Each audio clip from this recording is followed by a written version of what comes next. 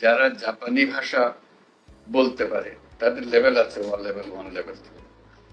এই বিশেষ level 4, level 4 পর্যন্ত যে পারবে তাকে ওটা পাস করলে নিয়ে যাবে, এটা বিষয় না। কাজে আমি বললাম যে তাহলে আমরা বসে আছি কারণ তাকে একদম জাপানি ভাষা শিক্ষক আর চলে যাক সেখানে, তারা বলতেছি নিয়ে যাবে। তো সেটা আমি আলাপ করে আসবো কিভাবে করবো।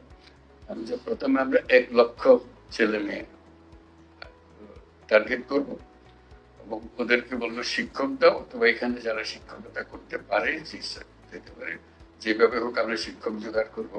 ক্রমে ক্রমে এরকম যেটা শুরু করলাম ওইটা ওইভাবে শুরু হবে, আস্তে আস্তে একটা শুরু হবে। একবার শুরু হলে বলছি রাত থামবে না, যত দিতে পারেন আমরা দিতে থাকবো। আপনাদের সংখ্যা আমি 1 লক্ষ দিয়ে শুরু করতে চাচ্ছি। 1 লক্ষ টার্গেট করে, 1 লক্ষ তো রাতারাতি হবে না, আমরা শুরু করবো হয়তো 200-500 দিয়ে শুরু করবো, আস্তে আস্তে আরো 1000 হবে, লাখ হবে, ইত্যাদি ইত্যাদি যাবো।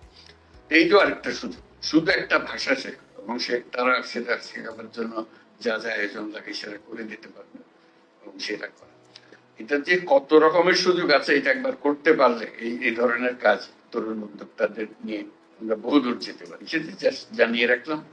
সাফল্য কি হবে যাওয়ার পরে কথা হবে তাদের সঙ্গে, ফিরে আসে জানাতে।